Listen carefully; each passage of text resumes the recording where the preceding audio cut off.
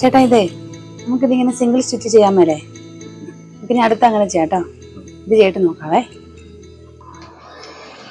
ആ എങ്ങനെയോ നിന്നെ കണ്ടിട്ട്. നീ എന്നാ വന്നത്? ഞാൻ വന്നിട്ട് 2 ദിവസമായി. എന്തുവാന്നാ നീ എന്തോ ഇങ്ങനെ ഇരിക്കുന്നേ? അതൊക്കെ അങ്ങനെയാ. എങ്ങനെയൊക്കെയാന്ന്? എപ്പോഴും നമുക്ക് ഒരുപോലെ ഇരിക്കാൻ പറ്റുമോ? എടാ ഒരുപോലെ ഇരിക്കും. നിന്നെ കാണുമ്പോൾ സത്യം പറഞ്ഞ എനിക്ക് വിഷമം വരുവാ. നീ പറയുന്ന പ്രശ്നം എന്താ? നമ്മൾ ഓരോരുത്തരൊക്കെ വിശ്വസിക്കും, എല്ലാവരും അതുപോലെ ആണോന്നില്ലല്ലോ. സത്യം പറ, എന്തോ പ്രശ്നം? അതൊക്കെ പറയണമെങ്കിൽ ഇന്ന ദിവസം തികയത്തില്ല. ഞാൻ കേൾക്കാൻ വില്ലിങ്ങാണ്, നീ പറ.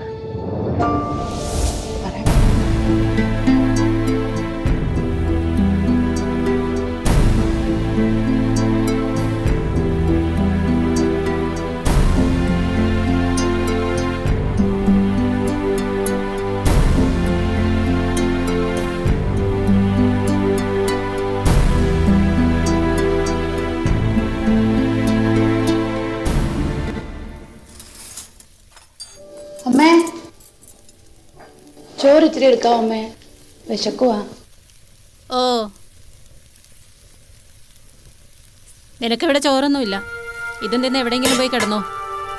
നീ എൻ്റെ മോൻ്റെ ജീവിതത്തിൽ എന്ന് വന്നോ അന്ന് തുടങ്ങി എൻ്റെയും വീടിൻ്റെയും കഷ്ടകാലം. എന്തൊരു വിധിയാണ് ഈശ്വര. എന്നിട്ട് അവൾ ഈ വീട്ടിൽ നിന്ന് ഇറങ്ങി പോകത്തുമില്ല, ഞാൻ വെച്ച് വിളമ്പി കൊടുക്കുകയും വേണം.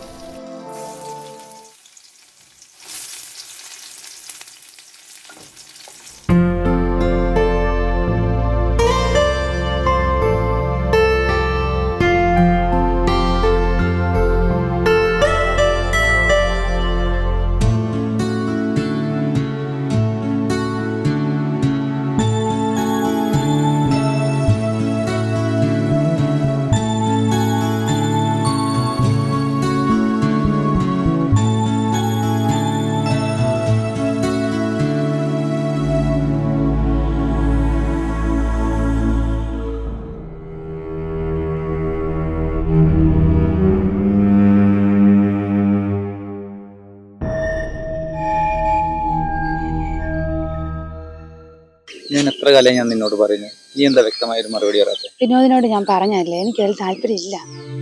നീ ഒന്നുകൂടി ഒന്ന് ആലോചിക്കും. വിനോദ് ഏട്ടനെ കൂട്ടുകാരനായിട്ട് ആദ്യം വീട്ടിൽ വന്നത്, അങ്ങനെ കാണാൻ പറ്റുന്നുള്ളൂ.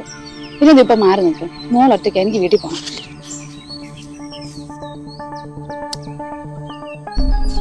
എന്താടാ നിന്റെ കാര്യങ്ങളൊക്കെ എവിടം വരെ? ഞാൻ ഒരാളെ പറഞ്ഞു വിട്ടിട്ടുണ്ട്, ഏകദേശം ശരിയാവും.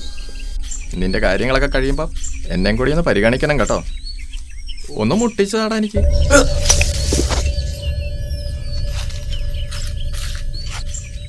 സോറിടാ, നീ ഇത്ര സീരിയസ് ആണെന്ന് ഞാൻ അറിഞ്ഞില്ല.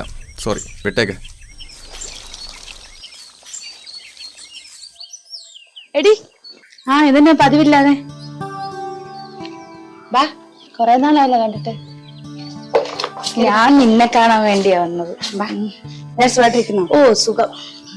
ഞാന് നിന്റെ അടുത്ത് അത്യാവശ്യമായിട്ടൊരു കാര്യം പറയാൻ വേണ്ടിയാ വന്നത്. നീ വിനോദിന്റെ കാര്യം എന്ത് തീരുമാനിച്ചു? അത് ഞാൻ ആലോചിക്കുന്നൊന്നുമില്ല. അങ്ങനെ പറഞ്ഞ് ഞാൻ ഫോണ് വിളിച്ചല്ലോ നീ ഇതാ പറയുന്നേ. എന്തെങ്കിലും ഒരു മറുപടി. ഞാൻ അവൻ്റെ അടുത്ത് പറഞ്ഞിട്ടാ നിന്നെ കണ്ടെന്ന് സംസാരിച്ച് ഞാൻ എല്ലാം ഓക്കെ കേട്ട് വരാന്ന് പറഞ്ഞു. നീ ഇതിനൊരു മറുപടി തന്നേ പറ്റുന്നു. ഇപ്പൊ ഞാൻ എന്റെ മോളെ കുറിച്ച് മാത്രമേ ചിന്തിക്കൂ. ആ കുഞ്ഞിനൊരു അച്ഛൻ വേണ്ടേ, നിനക്കും ഒരു ജീവിതം വേണ്ടേ?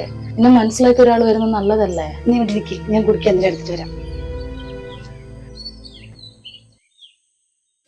ഈ ഡ്രസ്സ് അപ്പടി ചുളുക്കാണല്ലോ, തേച്ചിട്ട് മടക്കിയാൽ മതിയായിരുന്നു. ഈ കുട്ടിയാണെങ്കിൽ എല്ലാം ഇവിടെ എടുത്തിടും.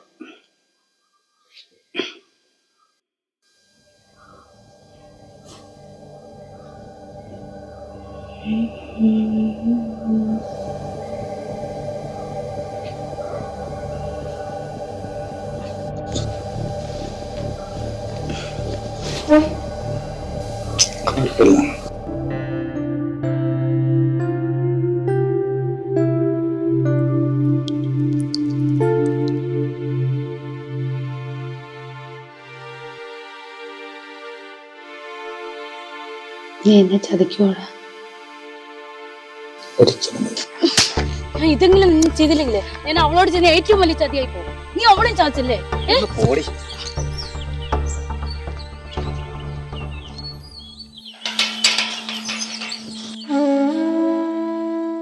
എനിക്ക് നേരത്തെ അറിയാമായിരുന്നു നിന്നെ അവൻ ചതിക്കും. അതെ, നിങ്ങൾക്കൊരാളെ പരിചയപ്പെടുത്തരും. എന്റെ കാര്യം എന്റെ പുള്ളിയുടെ കാര്യം പൊന്നൊരു പുള്ളിക്കാരൻ നോക്കും.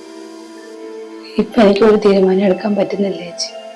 നമുക്കൊരു കാര്യം ചെയ്യാം, ഞാൻ നാളെ രാവിലെ എല്ലാ രീതിയിലും തീരുമാനം എടുത്തിട്ട് പറയാം. ചേച്ചി ഇപ്പൊ ഒന്ന് ചെല്ല, ഞാൻ വിളിക്കാൻ നാളെ.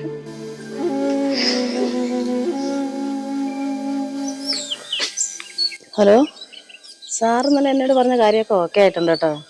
ആളൊക്കെ നല്ല ആളാ, കുഴപ്പമൊന്നുമില്ല. നല്ല സാർ ഒറ്റ നാട്ടിലേക്ക് ഇഷ്ടപ്പെടും. അവിടെ വന്നാൽ മതിയോ? സാറിനെ കണ്ടാൽ മതിയോ? ശരി സാർ, നമുക്ക് കാണാം, നാളെ നേരിട്ട് കാണാം. പിന്നെ എന്താ സംഭവിച്ചത്?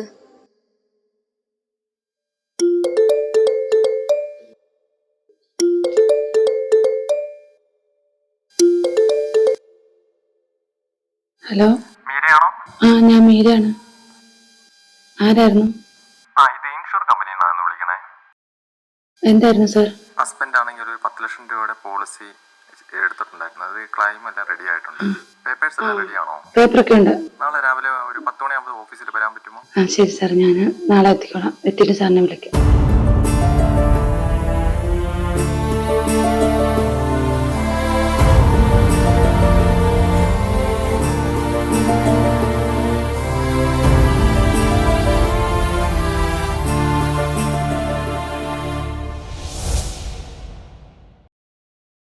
നീ ഇതുവരെ ഇറങ്ങിയില്ലായിരുന്നോ? ഞാൻ വരുന്നില്ല ചേച്ചി. എന്തുകൊണ്ട്? ഇന്നലെ പറഞ്ഞിട്ട് പോയ കാര്യങ്ങളല്ലേ ഇതൊക്കെ? അതൊന്നും ശരിയാവില്ല. എന്ത് ശരിയാവാത്ത കാര്യമൊന്നും? ചേച്ചിക്ക് അറിയാലോ, എനിക്കൊരു പെങ്കൊച്ചാവളെ. അതുകൊണ്ടാ പറയുന്നതെന്ന്. ചേച്ചി ഇപ്പൊ പോ, എനിക്കൊരു സ്ഥലം വരെ പോകാനുണ്ട്. ഇത് ഇന്നലെ പറഞ്ഞിട്ടായിരുന്നു നിനക്ക്. ഇന്നലെ പറഞ്ഞ ഞാൻ ഇന്ന് ഇവിടെ വരക്കിട്ട് വരേണ്ട കാര്യമില്ലല്ലോ. ഇല്ലാത്ത കഷ്ടം. ഓക്കേടാ, ഞാൻ ഇറങ്ങും. ഒരുപാട് നേരമല്ലേ വന്നിട്ട്. ഇത് ചെറിയൊരു ഗിഫ്റ്റാണ്. ലൈഫിൽ എപ്പോഴെങ്കിലും ഒറ്റപ്പെട്ടു പോകുന്ന എന്തെങ്കിലും വിഷമമുണ്ടെങ്കിൽ എന്നെ വിളിച്ചറിയിക്കുക. നീ ഇത്രയും പ്രോബ്ലം ലൈഫിൽ ഉണ്ടായിട്ട് എന്നെ വിളിച്ചിട്ടില്ല. ഈ കടല് പോലെയാണ് നമ്മുടെയൊക്കെ മനസ്സ്. ഒന്നിനു പിറകെ ഒന്നായി തിരകളിങ്ങനെ വന്നുകൊണ്ടേയിരിക്കും. പ്രിയപ്പെട്ടവർ നമ്മളെ വിട്ട് പിരിയുമ്പോൾ ആശ്വാസവാക്കുകളുമായി പലരും അടുത്തു വരും. അവരുടെ വാക്കുകളിൽ ആത്മാർത്ഥതയില്ലെന്ന് തിരിച്ചറിയുമ്പോഴേക്കും അവരൊരുക്കിയ ചതിക്കുഴിയിൽ നമ്മൾ അകപ്പെട്ടിട്ടുണ്ടാകും.